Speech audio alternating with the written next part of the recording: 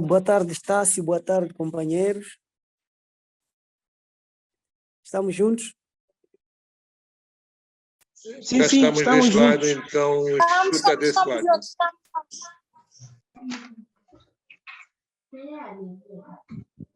Sim, bem, de facto eu queria... a Jamila já falou muita coisa, ela quase deu o tópico todo, deu o tópico todo, mas assumi a responsabilidade de poder trazer aqui experiências concretas do que eu já fiz em termos de jornalismo de dados, ou seja, reportagens baseadas em dados. Entretanto, queria muito partilhar em tela, mas estou com mais dificuldades aqui por causa do meio que estou a usar. O que eu posso fazer é talvez no final da minha apresentação poder partilhar o documento na qual vou me basear. Não sei se podemos ficar assim. Certo. À vontade. Sim, relativamente à questão do jornalismo de dados, eu não vou entrar muito nos conceitos, mas vou dar exemplos práticos. Bem, há sensivelmente 5 anos atrás, comprometi-me com um grupo de jornalistas da agência Router em seguir um caso de exportação, ou seja, a quantidade dos produtos que eram explorados e exportados a partir de Moçambique para a China não revelavam a verdade.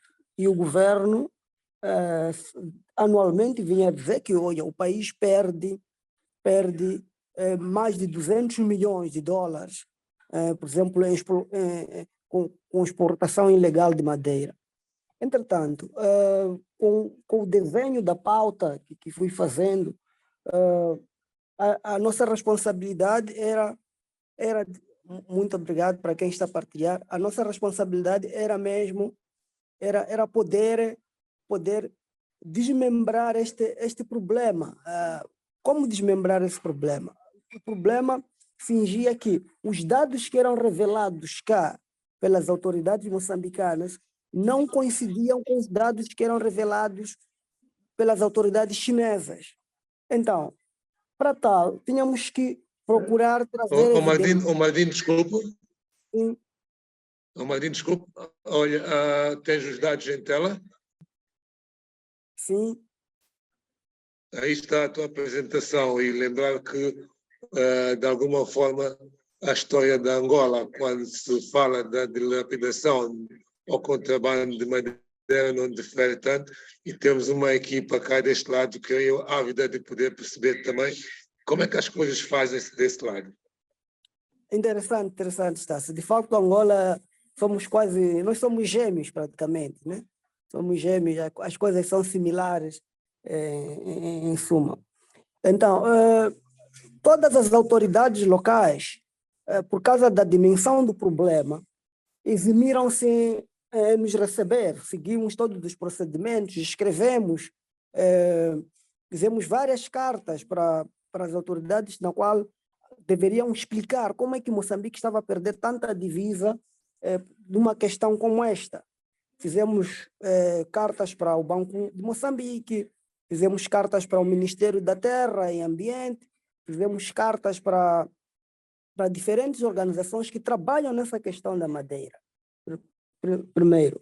Então, o que sucede? É que todas elas, quando receberam a nossa pauta, perceberam que a dimensão da coisa teria um outro barulho, né? Ou seja, iria criar problemas internos dentro das instituições. E fomos baratos e o tempo foi passando. Mas isso não nos inibiu. O que nos fez ir aos dados, ou seja, que tínhamos que contar as histórias a partir dos dados. Onde encontrar os dados? Dentro da investigação que fomos fazendo, fomos constatar que o Banco Mundial, por exemplo, faz o registro de todos os dados de determinados setores de cada país.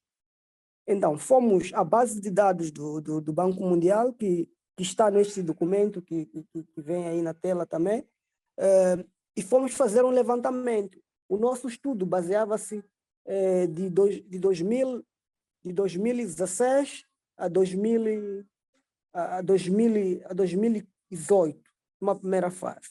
Fizemos esta comparação e em Moçambique fizemos uma comparação. O que o Banco Mundial relatava sobre as saídas de produtos faunísticos de Moçambique e o que o Banco Mundial relatava sobre a saída de divisas ou de produtos faunísticos como a madeira a partir da China. O que chegava vindo de Moçambique.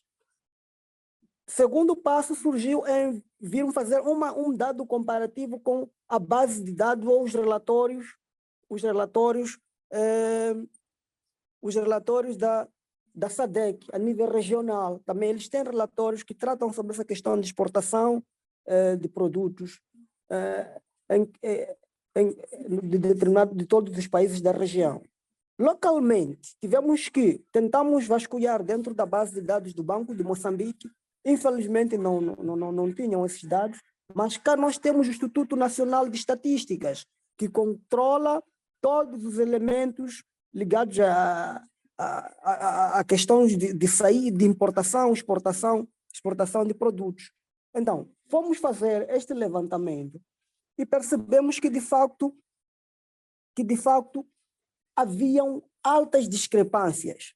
Os dados que o governo moçambicano, que curiosamente constavam também nos relatórios do Ministério da Economia e Finanças, não coincidiam com os dados que a China relatava para o governo moçambicano, aliás, relatava para o Banco Mundial. Então, fizemos esta comparação. A reportagem, mesmo que sem esses elementos, porque precisávamos de fontes oficiais, não nos limitamos muito aí, fizemos uma reportagem comparativa, sem acusar nenhuma das partes, mas fizemos um levantamento comparativo de que Moçambique perdeu tanto, declarou tanto, mas a China no ano X recebeu tanto. Então fizemos esta comparação e fomos constatar que em 3 anos, ou seja, de ano em ano, Moçambique não perdia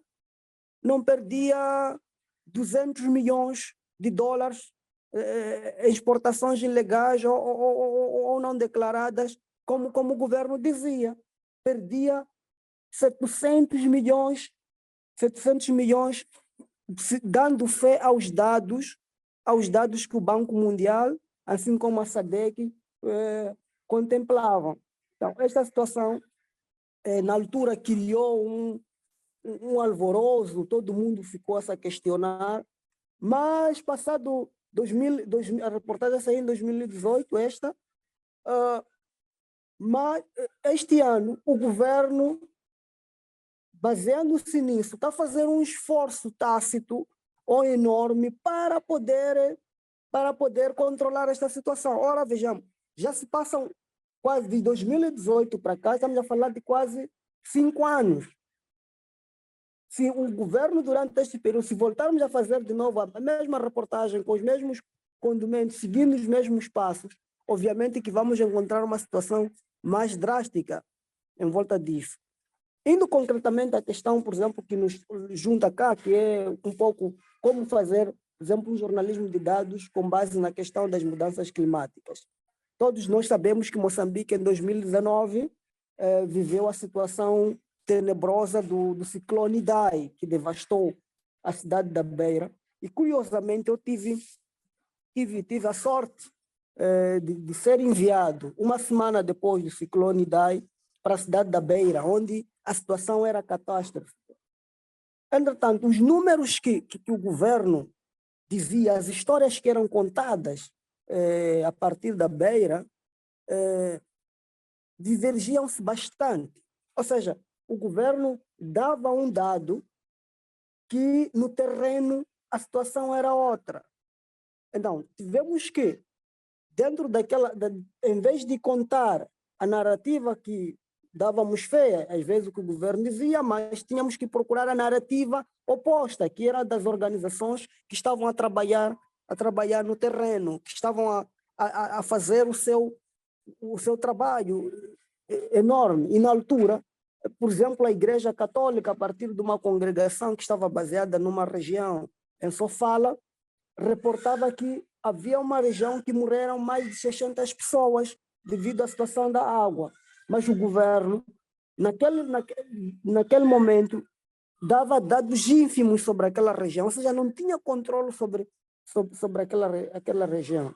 Então, nós fomos para lá, junto com a irmã que denunciou isso, pudemos fazer uma contabilidade da situação e trouxemos a história em manga. Então, existem muitas formas em muitos locais. Nós cá em Moçambique temos, por exemplo, para questões de mudanças climáticas, temos o Instituto Nacional de Gestão de Desastres, que pode-se, de certa forma, acoplar-se, trabalhar-se com base nos dados que eles fornecem e procurar, a partir daqueles dados, contar histórias, encontrar vida dentro daqueles dados, ou, se possível, fazer um estudo comparativo dos mesmos dados com as outras organizações. Então, nós temos, como jornalistas, onde podemos ir buscar esses dados em Moçambique. Essa curta apresentação que eu faço apresenta aí algumas opções que são muito valiosas para aquilo que é a nossa realidade. A Jamil já explicou como fazer este levantamento. Eu, pessoalmente, cá em Moçambique, tenho dito, às vezes, me gabado aí em certos corredores, de que, por exemplo, a nossa Polícia da República de Moçambique parou de dar conferências de imprensa, porque quando eu começo a fazer coberturas das conferências de imprensa, a polícia dizia: olha, nós apreendemos 10 armas. Eu perguntava: olha, quais são os tipos, onde é que estão essas armas, queremos fotografias. Eles nunca nos apresentavam. Como solução, eles pararam de nos dar, de realizar as conferências de imprensa semanais. O que passaram a fazer? Estamos a falar a nível nacional, nós estamos a falar a nível das províncias, alguns porta-vozes falam. Mas a nível nacional é raro a nossa polícia dar conferências de imprensa por causa desse tipo de incômodos. E o que eu fazia?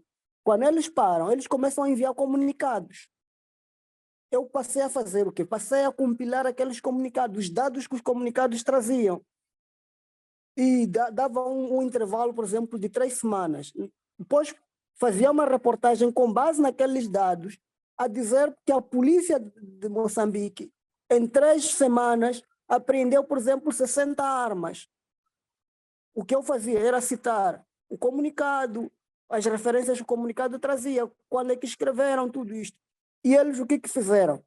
Para não entrarem mais sarídeos, suprimiram os comunicados. Os comunicados passaram a ser mais, aparecer sem dados, sem elementos fortes, e a situação foi. Então, a partir do jornalismo de dados, nós podemos desmentir e provar também muitas situações que muitas das vezes os nossos governantes trazem, os nossos políticos elencam. E já assistimos casos enormes cá em Moçambique, como, por exemplo, a questão da Secretaria de Juventude, que anunciou há um tempo que tinha empregado, por exemplo, mais de 36 mil jovens em menos de 6 meses, mas que os dados diziam que nem 3 mil jovens eles haviam empregados naquele período. Então, é este exercício que muitas das vezes todos nós podemos fazer e sair e escrever histórias impactantes. Acho que, Estácio, pelo momento posso parar por aqui.